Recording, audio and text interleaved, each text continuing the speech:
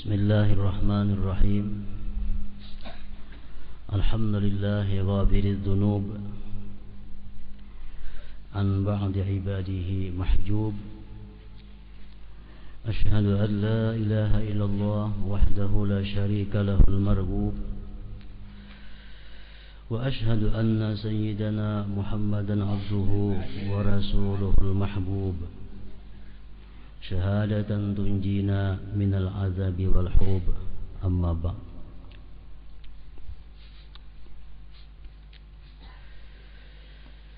Yang kita hormati dan kita cintai para habaib, para alim ulama, guru-guru agama, muhibbin, hadirin hadirat rahimakumullah. Puji syukur selalu kita haturkan kehadirat Allah Subhanahu wa taala atas limpahan rahmah, inayah dan hidayah kepada kita semua, sehingga kita pada malam ini dapat kembali berkumpul bersama-sama di majelis yang penuh berkah ini. Tidak lupa kita mengucapkan salawat dan salam kepada baginda kita, junjungan kita, Nabi besar Muhammad sallallahu alaihi wasallam, dan kepada seluruh keluarga, para sahabat, zurriyat dan pengikut beliau ila yaumil qiyamah, sampai hari akhir nanti. Para muhibbin rahimakumullah, as-suratul ashirah min suwaril Quran, suratu Yunus. Surat yang ke-10 daripada surah-surah yang ada di dalam kitab suci Al-Quran adalah surat Yunus. Ayatuha tis'un wa mi'ah. Surat Yunus ini ayatnya berjumlah 109 ayat.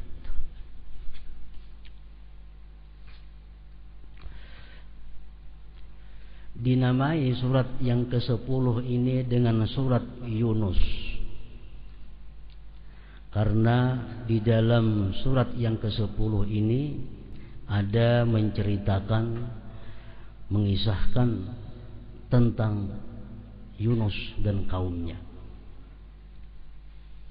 Seperti di dalam ayat 98 firman Allah Subhanahu wa taala, "Falaula kanat qaryatun amanat fanafa'aha imanuha illa qauma Yunus lamma amanu kashafna anhum azabal khizyi fil hayatid dunya wa matta'nahum ila hin."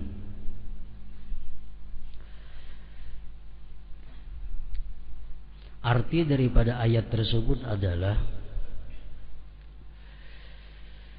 tidak berguna iman sesuatu penduduk kampung yang mana mereka itu beriman setelah menyaksikan atau merasakan azab Allah.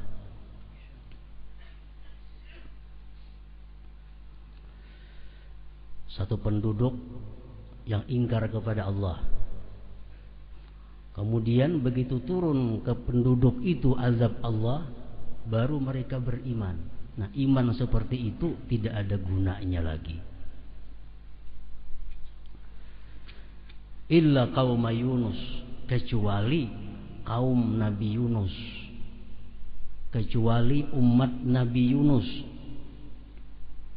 Mereka itu beriman setelah menyaksikan azab akan menimpa mereka. Allah selamatkan mereka dari azab kehinaan pada kehidupan dunia ini, dan Allah berikan kepada mereka kaum Nabi Yunus kesenangan sampai akhir ajal. Para muhibbin rahimakumullah, ini keistimewaan yang Allah berikan kepada kaum Nabi Yunus.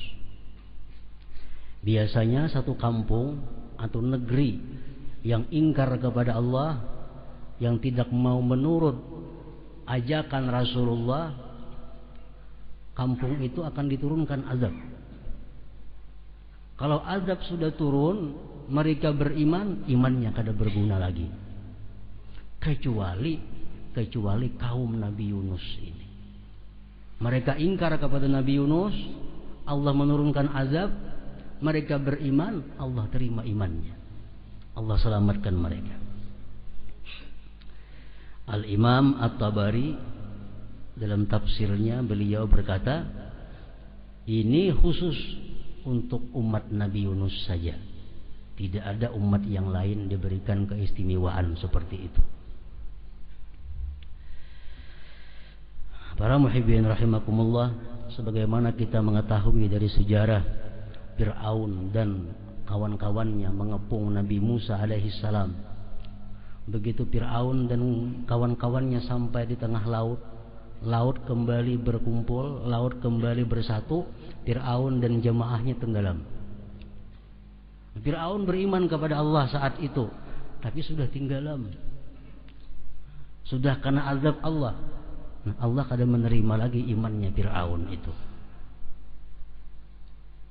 Jadi setiap kampung penduduk yang menentang Allah, kemudian Allah turunkan azab, lalu mereka tobat, mereka beriman, iman itu sia-sia. Kecuali yang pernah terjadi kepada umat Nabi Yunus tadi. Para muhibbin rahimakumullah, secara singkat kita ingat kembali kisah Nabi Yunus alaihissalam, bahwa Nabi Zakaria diperintahkan oleh Allah untuk memilih 500 orang daripada Bani Israel. Pilih 500 yang terbaik di antara mereka. Nabi Zakaria memilih yang paling takwa, yang paling ahli ibadah, yang paling taat. Terkumpul 500 orang. Allah perintahkan lagi kepada Nabi Zakaria, dari yang 500 itu pilih lagi 100. Diseleksi lagi, terkumpul 100. Allah menyuruh Nabi Zakaria lagi, dari 100 itu ambil 50. Seleksi lagi jadi 50. Diseleksi lagi oleh Nabi Zakaria, tinggal 50. Allah menyuruh Nabi Zakaria seleksi lagi sampai 20. Disaring lagi, Nabi Zakaria memilih 20 orang yang terbaik di antara Bani Israel. Kemudian Allah menyuruh ambil satu dari yang 20 itu yang terbaik siapa? Maka terpilihlah seorang pemuda yang bernama Yunus bin Matta. Yunus bin Matta ini. Para muhibbin rahimakumullah, ba'asallahu Yunus ila ahli Ninawa min ardil Mausil wa umruhu hina idin 30 sanah fada'ahum ila Allah azza wa jalla 33 sanah fala yu'minu bihi illa rajulani rubil wa tanuha falamma ra'a tamarrudahum ala kufrihim wa inadihim wa'adahum bihuludil azab ba'da 3 wa kharaja Yunus min baini adhhurihim ولما رأوا عذاب الله فوق رؤوسهم وتحققوا نزوله عليهم آمنوا وتضرعوا إلى الله وبكوا وتابوا فكشف الله عنهم وأما يونس فركب سفينة فلجت واضطربت فتشاوروا فيما بينهم على أن يقترئوا فمن وقعت فيه القرعة ألقي إلى البحر فلما اقترعوا وقعت القرعة على يونس فألقي إلى البحر فالتقمه الحوت فمكث فيه 3 وقال فيه لا إله إلا أنت سبحانك إني كنت من الظالمين فنجاه الله من ذلك. Ringkasnya riwayat Nabi Yunus. Allah mengutus Nabi Yunus ini ke suatu tempat yang bernama Ninawa, daerah yang bernama Ninawa. Ninawa ini nama tempat yang berada di Mausil. Mausil ini berada sekarang di wilayah negara Irak. Namun sekarang disebut Mosul. Dahulu Mausil. Sekitar 600 km dari kota Baghdad. Allah mengutus ke sana karena di sana ada umat yang menyembah berhala, yang kafir kepada Allah Subhanahu wa taala. Di tempat yang bernama Ninawa tadi. Allah utus Nabi Yunus ke sana. Waktu itu beliau berumur baru 30 tahun.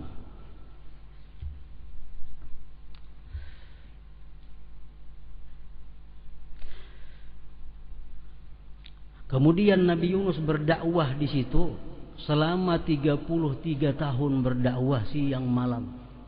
Yang beriman hanya 2 orang. Yang pertama namanya Rubil satu.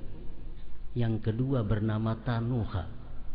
Ini 2 orang yang beriman kepada Nabi Yunus dan menjadi ulama ahli hikmah pada waktu itu. Setelah Nabi Yunus melihat bahwa mereka ini kada mau beriman, tetap kafir, menyembah berhala, ingkar kepada Allah, Nabi Yunus menjanjikan kepada mereka azab akan datang tinggal 3 hari lagi bila kalian tidak beriman. Diberi waktu 3 hari. Bila kada beriman, azab akan turun. Dan Nabi Yunus pun keluar meninggalkan tempat itu. Karena selama ada Nabi di tempat itu, azab kada akan mau turun. Nah, Yunus keluar dari tempat itu. Sesudah 3 hari, penduduk Ninawa itu melihat ada awan hitam yang gelap datang ke daerah mereka. Sudah berada di atas kepala mereka. Bila awan gelap itu turun, asap yang gelap turun, mereka akan mati semuanya. Nah, di saat itulah azab sudah di atas kepala, mereka berkumpul, beriman kepada Allah, bertubat kepada Allah, dan Allah terima tubatnya. Akhirnya Allah selamatkan mereka daripada azab yang sudah mereka saksikan di atas kepala mereka tadi. Nah, Nabi Yunus keluar, beliau umpat kapal, menumpang kapal menuju ke tempat tujuan. Naik di kapal Nabi Yunus. Setelah kapal berjalan di tengah laut, kapal bergulak karena gelombang. Nah, kebiasaan orang kampung situ, apabila kapal ini macam ini, mesti diundi. Ada yang harus dibuang ke laut. Dibikin undian di kapal itu, dicabut undian, siapa yang namanya dalam undian akan dibuang ke laut. Ternyata dalam undian tertulis Yunus bin Matta ini. Akhirnya Yunus dibuang ke laut. Faltaqamahul hut, dimakan oleh iwak, ditelan oleh ikan yang besar. Begitu Yunus masuk ke dalam perut ikan, Allah memberikan petunjuk kepada ikan. Ikan itu, Yunus, bukan rezeki engkau. Jadi harap jangan dilukai dan jangan diapa-apa itu Nabi Yunus, karena bukan rezeki engkau. Nabi Yunus bertahan selama 3 hari dalam perut itu, dan beliau mengatakan la ilaha illa anta subhanaka inni kuntu minaz zalimin. Akhirnya Allah selamatkan Nabi Yunus daripada perut ikan tadi. Nah, demikian ringkasnya cerita Nabi Yunus dan penduduk kampung Sidin yang bernama Ninawa tadi. Para muhibbin rahimakumullah, dari ayat dan kisah tersebut ada beberapa sesuatu yang dapat kita ambil hikmahnya, kesimpulannya. Pertama, disebutkan tadi bahwasanya Allah tidak akan menerima iman seseorang, tidak akan menerima tobat seseorang kalau sudah dia diperlihatkan azab Allah.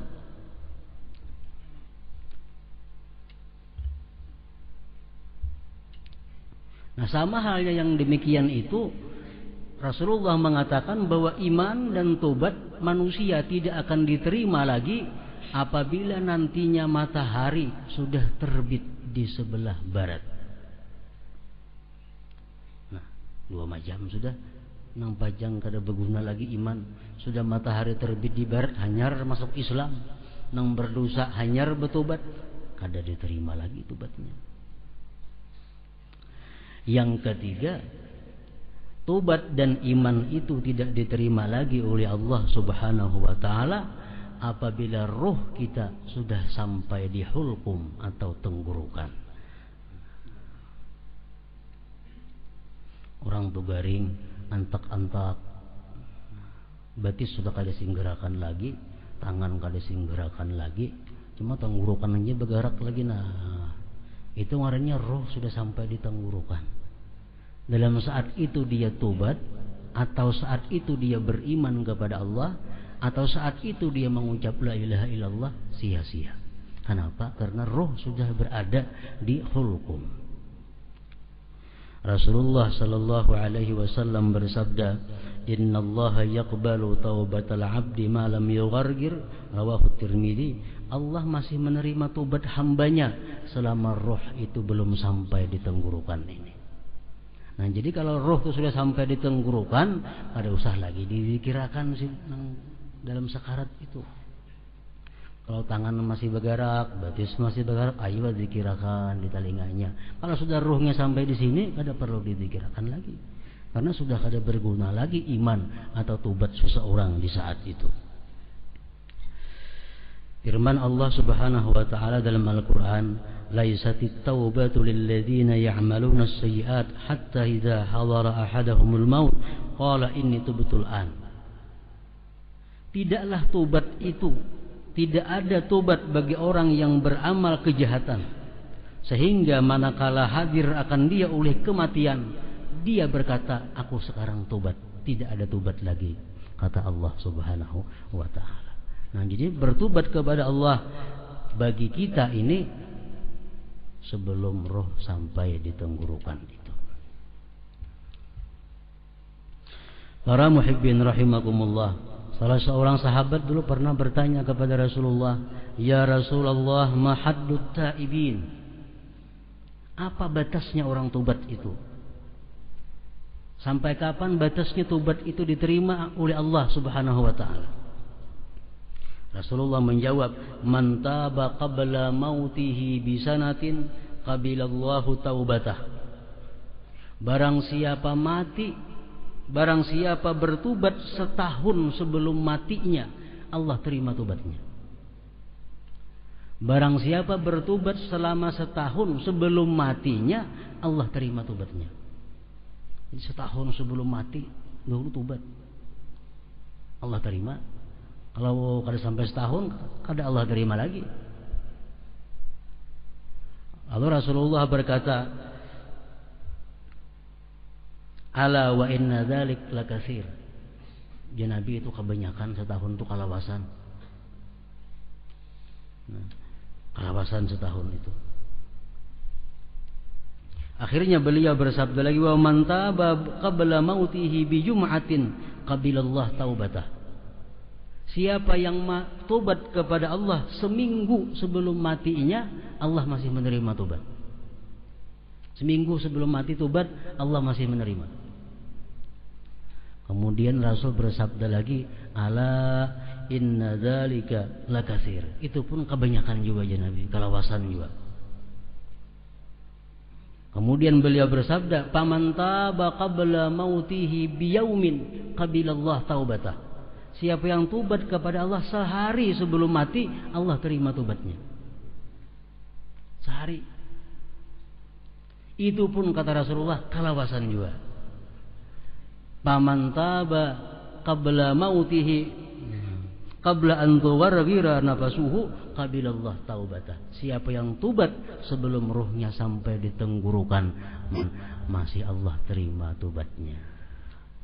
Nah, jadi orang yang sudah garing, yang sudah kada kau berdaya lagi, tapi masih bisa bergerak batisnya, tangannya. Nah, masih Allah membuka pintu tobat kepadanya. Masih bisa dizikirkan di telinganya, masih bisa ditalkinkan di telinganya, supaya dia ingat kepada Allah Subhanahu wa taala. Para muhibbin rahimakumullah. Yang kedua, dalam ayat tadi kita ambil sesuatu rahasia bahwa Nabi Yunus itu berada dalam perut ikan 3 hari, ada yang mengatakan 7 hari, selamat. Dan beliau hanya satu yang dibaca di sana, la ilaha illa anta subhanaka inni kuntu minaz zalimin. Nabi Yunus kada berdoa minta keluarkan dari iwak, kada ada. Sidin kada ada minta supaya diselamatkan daripada bala, kada ada. Cuma dalam perut iwak hanya kalimat yang beliau baca, la ilaha illa anta subhanaka inni kuntu minaz zalimin. dikenal tasbih Nabi Yunus biar kita. Nah, Rasulullah sallallahu alaihi wasallam dalam berbagai macam hadis mengatakan dan disimpulkan oleh para ulama bahwa tasbih Nabi Yunus itu sangat bagus dibaca sebanyak-banyaknya bagi umat Nabi Muhammad sallallahu alaihi wasallam. Orang yang kesusahan akan dilapangkan oleh Allah. Orang yang gelisah akan ditenangkan oleh Allah. Orang yang banyak hutang akan dilunaskan oleh Allah Subhanahu wa taala. Banyak-banyak membaca la ilaha anta subhanaka inni kuntu minaz zalimin. Sekurang-kurangnya 40 kali sesudah sembahyang witir. Pikiran kada tenang, kada usah berdoa lawan Tuhan, ya Allah lapangkan pikiranku, kada usah. Cukup la ilaha illa anta subhanaka inni kuntu minaz zalimin. Hutang asa kada kau lagi membayari, bayari lawan la ilaha illa anta subhanaka inni kuntu minaz zalimin. Allah beri jalan keluar untuk melunasi hutang itu. Nah, firman Allah dalam Al-Qur'an, "Falaula annahu kana minal musabbihin lalabisa fi batnihi ila yaumi yub'atsun." Andai kata Nabi Yunus tidak bertasbih itu dalam perut ikan, niscaya dia sampai hari kiamat tetap dalam perut ikan itu. Orang dalam perut iwak saja selamat karena mengucapnya itu, apalagi dalam dunia yang luas ini. La ilaha illa anta subhanaka inni kuntu minaz zalimin. Mun hendak dijadikan amalan rutin 40 sesudah sembahyang witir. La ilaha illa anta subhanaka inni kuntu minaz zalimin. Dan lagi orang yang sedang sakit garing, sangat dianjurkan membaca la ilaha illa anta itu. Rasulullah sallallahu alaihi wasallam bersabda dalam hadis yang diriwayatkan oleh Imamul Hakim, fa ayyuma muslim da'a bihi fi maradihi 40 marrah famata bi maradihi walau famata bi maradihi dzalik u'tiya ajra syahid wa in bara'a maghfuran lah, rawahul Hakim. Siapa-siapa orang muslim yang membaca tasbih Yunus tadi pada waktu dia sedang sakit 40 kali, awak garing, baca aja 40 kali. Kada tiap hari, kada sekali itu aja 40 kali. Andai kata dia mati pada waktu garing itu, dia diberi pahala sebagai pahala syuhada.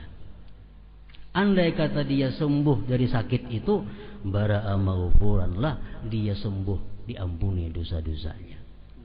La ilaha illa anta subhanaka inni kuntu minaz zalimin. Jadi bila pina asa ubah sudah awak baca 40 kali. La ilaha illa anta subhanaka. Walaupun salismaan karena apakah? Asa ubah awak asa panas dah baca 40 kali. Bila mati syuhada, sigar dosa diampuni Allah Subhanahu wa taala. Para muhibbin rahimakumullah. Surat Yunus ini sebagaimana surat-surat yang lainnya dalam Al-Qur'an banyak memberikan petunjuk, pedoman hidup kepada kita semua. Di antaranya firman Allah Subhanahu wa taala dalam surat Yunus ayat 58 yang berbunyi, qul bi fadlillah wa bi rahmatihi wa bidzalika falyafrahu huwa khairum mimma yajma'un. Katakan wahai Muhammad kepada umatmu, dengan anugerah dan rahmat Allah, dengan demikianlah hendaknya mereka itu bergembira. Dengan anugerah dan dengan rahmat Allah, dengan demikian itu hendaknya mereka bergembira. Dan itu lebih baik dari apa yang mereka kumpulkan daripada harta dunia. Nah, ini satu ayat memberikan petunjuk kepada kita supaya kita gembira dapat pahala. Gembira dapat pahala. Kita sembahyang, tuntung sembahyang, kita jangan gembira karena sembahyang itu telah kita lakukan. Kita bersedekah, jangan gembira karena kita telah melakukan sedekah. Kita naik haji, jangan gembira bahwa kita telah melakukan naik haji. Tapi kita gembira bahwa kita diberi Allah anugerah sehingga kita bisa sembahyang.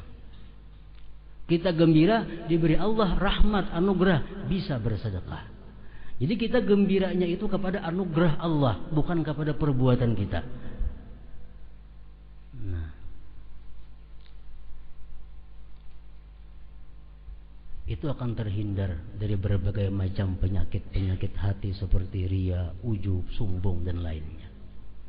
Kita mampu sembahyang misalnya semalaman 100 rakaat, atau semalaman kita kawal sembahyang 500 rakaat. Hati kita gembira bahwa kita diberi Allah anugerah bisa melakukan itu. Nah, itu. Jangan kita merasa gembira bahwa kita kawal menggawi itu, jangan. Seolah-olah kita yang punya kekuatan untuk melaksanakan itu. Nah, jangan gembira karena itu.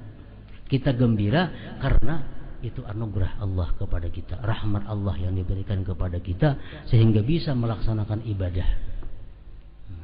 Qul bi fadlillah wa bi rahmatihi.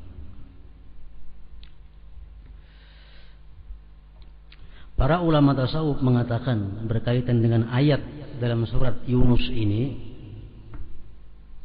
An-nasu fi wurudin ni'mah salah satu aqsam.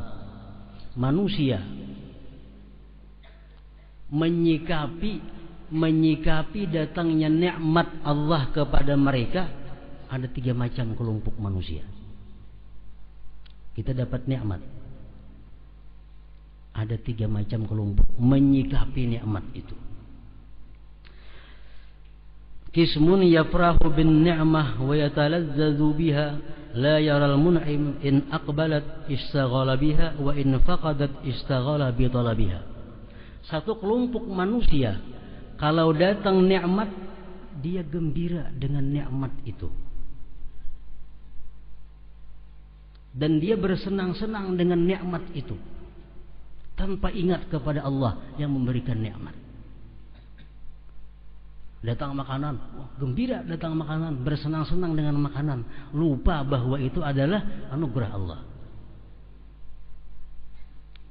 Jika nikmat datang, dia sibuk dengan nikmat itu. Jika nikmatnya hilang, dia sibuk mencarinya. Ada kelompok manusia yang seperti itu. Dapat nikmat dari Allah, kada ingat apa-apa dengan Allah. Dia senang dengan nikmatnya, gembira dengan nikmatnya, tapi kada pernah mengingat bahwa itu adalah kiriman dari Allah Subhanahu wa taala. Nah, kelompok ini wahadal qismu kal an'am bal hum adall, ini kelompok seperti binatang bahkan lebih sesat daripada binatang. Dapat makan, untung makan, kada mau ucap alhamdulillah, kada dia juga. Kada ingat bahwa makanan ini adalah pemberian daripada Allah. Dia senang datang makanan, dia nikmati makanan itu tanpa mengingat anugerah Allah. Ini paling jahat manusia. Yang kedua, wa qismun yafrahu bin ni'mah min haitsu hiya min Allah taala wa inna Allah zakarahu wa atana. Kelompok yang kedua, datang nikmat, dia gembira. Dia gembira dengan nikmat itu karena ini adalah anugerah Allah. Nah, datang makanan, datang duit, datang pakaian, datang langganan, gembira karena ini adalah anugerah Allah. Jadinya gembiranya bukan dengan makanan itu, gembiranya bukan dengan pakaian itu, gembiranya bukan lawan duit itu, tapi ini gembiranya ini adalah anugerah dari Allah Subhanahu wa taala, dan bahwa Allah berarti ingat lawan aku, Allah memperhatikan aku. Itu dia gembira. Nabi Musa dikirimi orang kurma bahulat. Sarik Nabi Musa. Ya Tuhan, wahai Musa, kamu jangan sarik. Kamu jangan pandang kurma itu, pandang nang mengirim itu aku. Berarti aku masih ingat lawan ikam. Masih ingat, masih memperhatikan. Jadi sekecil apapun, sehalus apapun nikmat yang kita terima, itu menunjukkan bahwa Allah ingat lawan kita, Allah memperhatikan kita. Nang itu kita gembira. Nang itu kita gembira bukan nikmatnya ini. Nah ini kelompok yang kedua, sudah tergolong kelompok khawas, kelompok orang-orang yang istimewa sudah. Istimewa sudah itu. Nah, ini engkau menghayati. Datang makanan, tuntung makan. Alhamdulillahilladzi at'amani hadza wa razaqanihi min ghairi haulin minni wala quwwah. Nah, ingat, segala puji bagi Allah yang memberikan aku makanan ini tanpa ada usahaku sedikit juga pun. Berartinya gembira dapat makanan, gembiranya ini adalah kiriman Allah.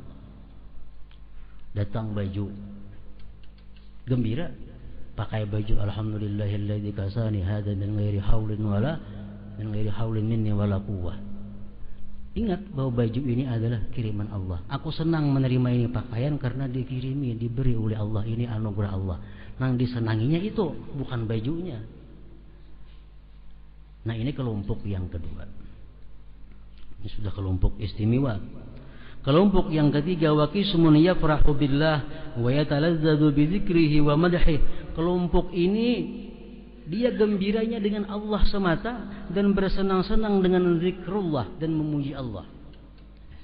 Kelompok yang pertama tadinya datang makanan, gembira makanan ini karena ini anugerah Allah, dan dia bersenang-senang makan makanan itu karena ini anugerah Allah. Itu kelompok yang kedua. Yang ketiga ini datang makan, dia gembira dengan Allah dan dia bersenang-senang dengan zikrullah karena terhirawakan lagi makanan itu. Nah, bahada qismu siddiqin, ini bagian orang-orang siddiqin. Nah, kada tahirawakan lagi makanan karena merasa ini kiriman Allah, berzikir kepada Allah, memuji Allah, kada tahirani lagi makanan tadi. Nah, jadi dia senangnya dengan zikrullah. Dalam kitab Ihya Ulumuddin disebutkan kisah ulungan yang ketiga ini.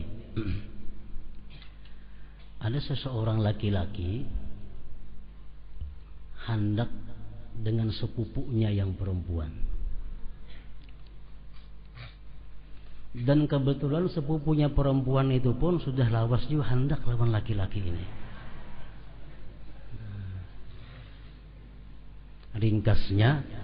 Ringkas ceritanya, dikawinkan oleh keluarganya. Dikawin. Malam pertama ujar nang laki ini, mungkin laki, aku sing lawasan sudah mau unting ikam ini, dan alhamdulillah dikabulkan oleh Allah. Ujar nang bini, aku pun lawan ikam lawas juga sudah mau unting ikam dan dikabulkan juga oleh Allah. Ujar nang laki, kalau macam itu kita beruduan sembayangan, syukur kepada Allah, syukur kepada Allah, sembayangan, asik sembayang sampai subuh hari. Sampai subuh hari. Nah, ini kelompok siddiqin, nang bini orangnya siddiqah, nang laki siddiq, menerima nikmat Allah, dia bersenang-senang dengan zikrullah, bukan dengan ini nikmat. Nah, jadi sampai subuh, nang bini kada ingat lagi lawan nang laki, lakinya kada asik sembahyang sampai subuh. Dan ini bertahun-tahun kejadiannya, berulang-ulang tiap malam. Pemalam pertama aja kada, bertahun-tahun demikian. Nah, kita merasa yang demikian aneh karena ini bukan makam kita. Bukan makam kita, bukan kedudukan kita. Nah, bagi mereka yang sudah sampai demikian, maka itu adalah merupakan hal yang biasa. Nah, jadi datang nikmat Allah, dia senang dengan Allah dan dia bersenang-senang dengan zikrullah. Ini sudah kelompok siddiqin. Kelompok nang kedua tadi, nang mestinya kita duduk di situ, kewajiban kita di situ. Jangan sampai kita seperti binatang, datang nikmat makan, habis cari. Nah, datang nikmat kita gembira bahwa ini adalah anugerah Allah kepadaku. Ini merupakan perhatian Allah kepadaku. Ini merupakan pemeliharaan Allah kepadaku, dikiriminya aku nikmat ini. Jadi kita gembiranya karena itu, bukan karena nikmatnya. Nah, para muhibbin rahimakumullah, Mudah-mudahan dengan demikian kita semua tergolong orang-orang yang dikehendaki beruntung oleh Allah Subhanahu wa taala di dunia dan akhirat. Ila hadratin Nabi sallallahu alaihi wasallam. Al-Fatihah.